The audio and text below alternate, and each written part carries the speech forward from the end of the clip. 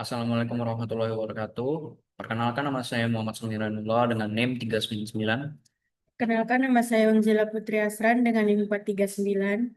Perkenalkan nama saya Nisa Nabila Zawa dengan NIM akhir 435. Kami dari kelompok 10 ingin mempresentasikan etika berdasarkan tingkat dan pelaksanaannya.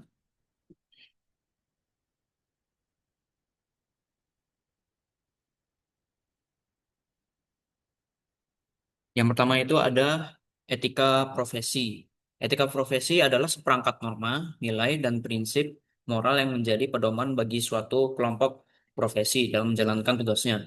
Tujuannya itu agar setiap anggota profesi bekerja secara bertanggung jawab, profesional, menjunjung integritas, dan melindungi kepentingan masyarakat.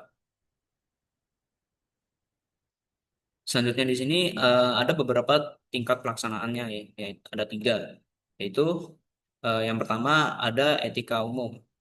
Nah, ya, berhubungan dengan sikap, perilaku, dan sopan santun dalam interaksi sosial. Contohnya itu seperti menghormati orang tua, berkata jujur, dan tidak menyakiti hati orang lain.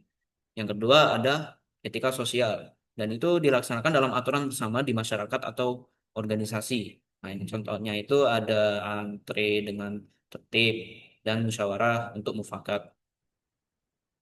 Yang ketiga yaitu etika profesi, tingkat pelaksanaan yang spesifik dalam pekerjaan atau profesi tertentu. Itu terdapat kode etik dokter seperti menjaga kerahasiaan pasien, kode etik guru seperti mengajar dengan jujur, mendidik dengan adil.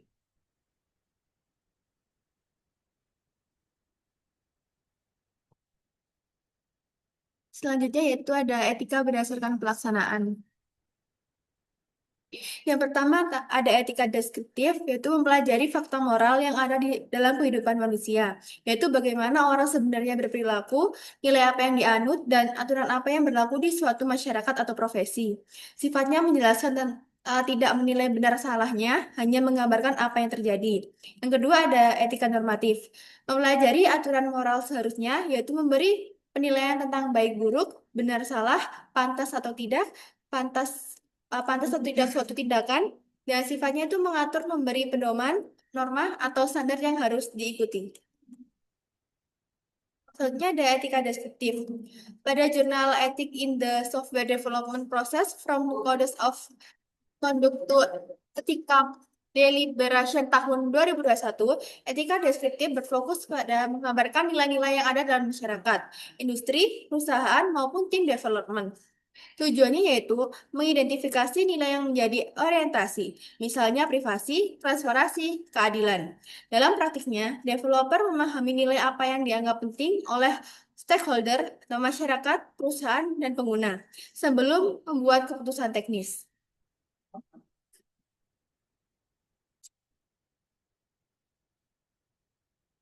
Selanjutnya ada etika normatif. Pada jurnal yang berjudul Computational Ethics pada tahun 2002, etika normatif memberikan pedoman apa yang seharusnya dilakukan, bukan hanya apa yang ada. Dalam computational ethics menerjemahkan teori etika normatif ke dalam bentuk formal atau algoritmik dengan menyerahkan model komputasi dengan prinsip moral yang dianggap ideal yang bertujuan untuk membuat menciptakan sistem AI atau algoritma yang dapat mengambil keputusan sesuai prinsip moral, bukan hanya meniru perilaku manusia. Case study. Yang pertama, Smart Cup atau panti jompo. Etika deskriptif masyarakat dan developer sepakat bahwa menjaga kesehatan lansia dengan cukup minum adalah nilai penting. Solusi teknik dipilih agar pasien minum lebih banyak. Etika normatif. Solusi memastikan TV untuk memaksa pasien minum tidak etis karena melanggar otonomi dan bisa menimbulkan penderitaan secara normatif.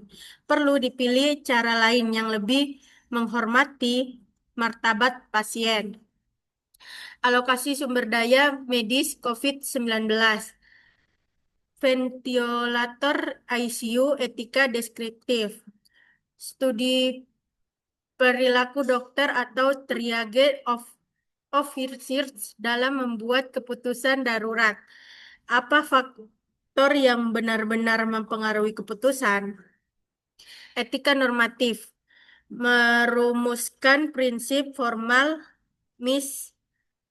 misalnya, misalkan nyawa utama yang termuda atau yang punya peluang hidup lebih besar, diuji dalam sistem AI simulasi.